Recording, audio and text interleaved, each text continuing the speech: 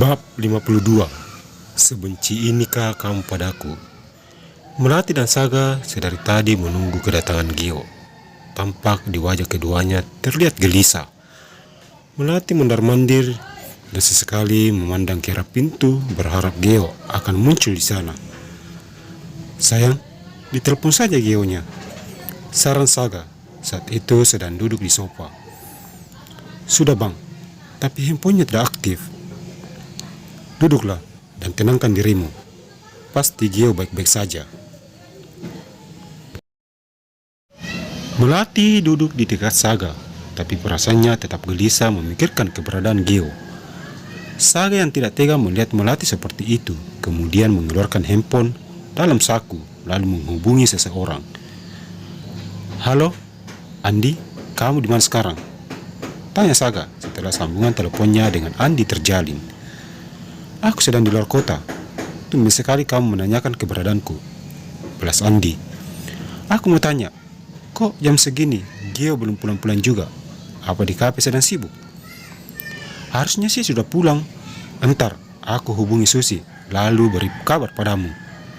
Terima kasih, aku tunggu kabar darimu. Kembali Saga menyimpan handphonenya dalam saku. Apa kata Andi bang? Melati masih dengan perasaan panik. Tenangkanlah dirimu sayang. Andi bilang dia akan segera memberi kabar pada kita secepatnya.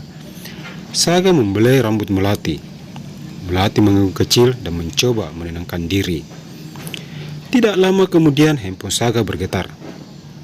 Halo Saga, ucap Andi. Apa sudah ada kabar mengenai Gio? Susi bilang Gio terluka dan Adnan membawanya ke rumah sakit. Tadi Susi ingin mengabari kalian, tapi dia tidak tahu harus menghubungi siapa. Apa? Terluka?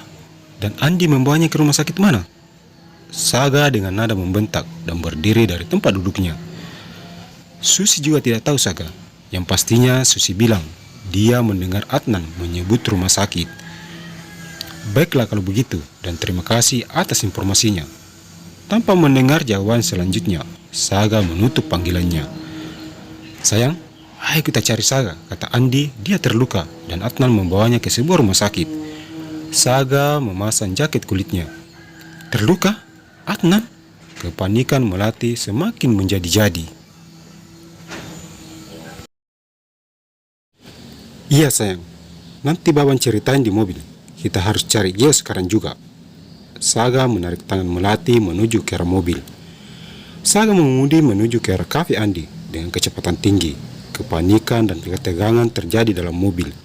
Tiba-tiba Saga teringat akan seseorang yang bisa memberi informasi tentang keberadaan Adnan. Saga kembali mengeluarkan handphone dari dalam saku. Leon, kamu lagi di mana? Saya lagi di rumah tuan. Apa ada bisa saya bantu?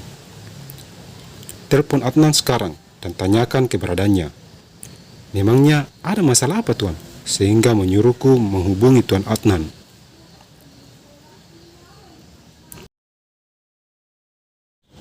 Jangan banyak tanya. Cepat lakukan saja apa yang aku perintahkan. Kembali Saga menutup panggilannya tanpa mau mendengar jawaban dari Leon. Tidak beberapa lama kemudian handphonenya berbunyi. Apa kamu sudah tahu di mana posisi Adnan saat ini? Sudah tuan, beliau sekarang berada di rumah sakit Permata Jaya Sakti. Terima kasih Leon atas bantuannya. Sama-sama tuan, balas Leon dan memutuskan hubungan telepon di antara mereka. Melati hanya diam. Dia terus saja kepikiran dengan anak semata wayangnya itu. Bagaimana keadaan Gio? Apa dia baik-baik saja? Mobil Saga melaju dengan kecepatan tinggi, membelah gelapnya malam ibu kota. Setibanya di rumah sakit yang disebutkan Leon, Saga dan Melati berlari kecil memasuki gedung rumah sakit tersebut.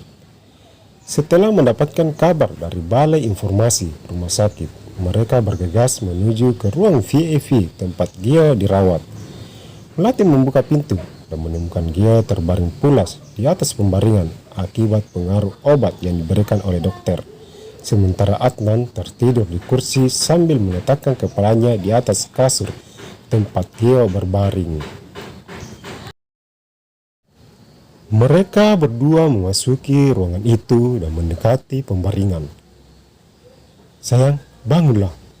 Jangan buat ibu khawatir seperti ini." Melati menangis sambil mencium punggung tangan Geo. Adnan yang mendengar suara tangisan pelan-pelan mengangkat wajahnya dan mengusap kedua matanya. "Melati," suara Adnan begitu pelan. "Kamu apakan lagi putraku? Apa kamu belum puas menyakitinya selama ini?" Melati memukul-mukul badan Adnan sambil menangis meluapkan seluruh isi hatinya. "Sudah sayang, kasihan Gio, dia pasti sangat sedih melihatmu seperti ini." Saga memeluk erat tubuh Melati. Adnan hanya tertunduk diam, diperlakukan seperti itu oleh Melati. Dia sadar semua yang terjadi pada Gio karena ulahnya. Suasana hening, hanya isak tangis Melati yang sesekali terdengar dalam ruangan itu. Tidak lama kemudian terdengar rintian kecil dari Gio sambil memegangi pergelangan tangannya. "Aduh, sayang, kamu jangan bergerak dulu," Gio bilang ke ibu apa yang Gio inginkan. Melati mengelus pucuk kepala Gio. "Ibu, di mana ini?" Suara Gio terdengar serak. "Kita lagi di rumah sakit sayang." Gio mencoba mengingat kembali kejadian sebelum dia berada di tempat itu.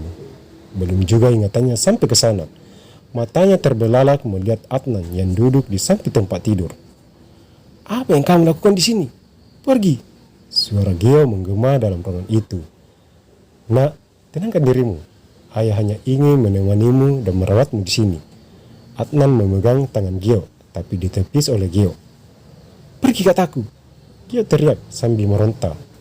"Pergilah Adnan. Gio sama sekali tidak membutuhkan kehadiranmu di sini. Kamu malah membuatnya semakin sakit," ucap Saga.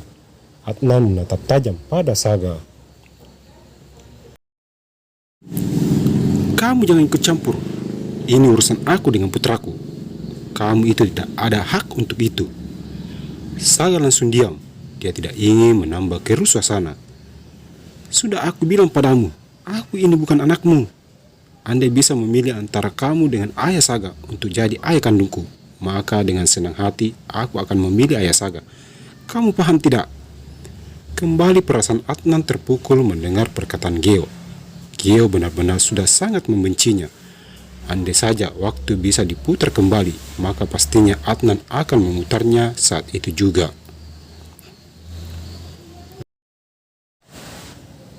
"Kalau begitu, ayah permisi.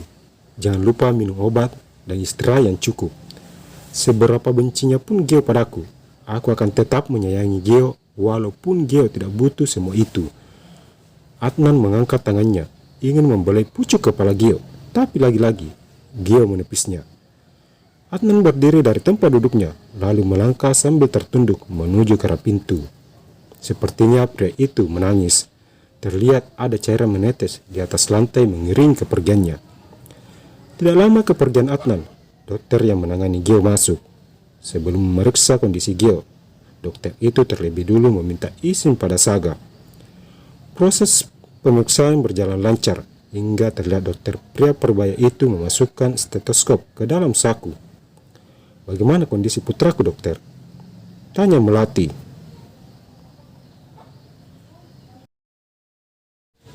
"Semuanya baik-baik saja, Nyonya. Besok, bila Tuan Muda mau pulang, juga bisa, tetapi beliau harus meminum obat sesuai dengan dosis yang akan kami berikan," balas dokter tersebut. "Terima kasih banyak atas bantuannya." "Sama-sama, Nyonya. Memang sudah kewajiban kami. Kalau begitu, saya undur diri dulu. Mau memeriksa pasien lain." "Silakan." Melati duduk di kursi lalu mengelus lembut kepala Gio. "Kalau Abah mau pulang, pulanglah. Biar saya temani Gio di sini. Lagian, besok Abang kan bekerja. Sayang, kita sama-sama jaga Gio di sini. Lagi pula semua urusan kantor Leon dan Jonathan bisa diandalkan," balas Saga sambil tersenyum. Melati membalas tersenyum, lalu menutup setengah tubuh Gio dengan selimut.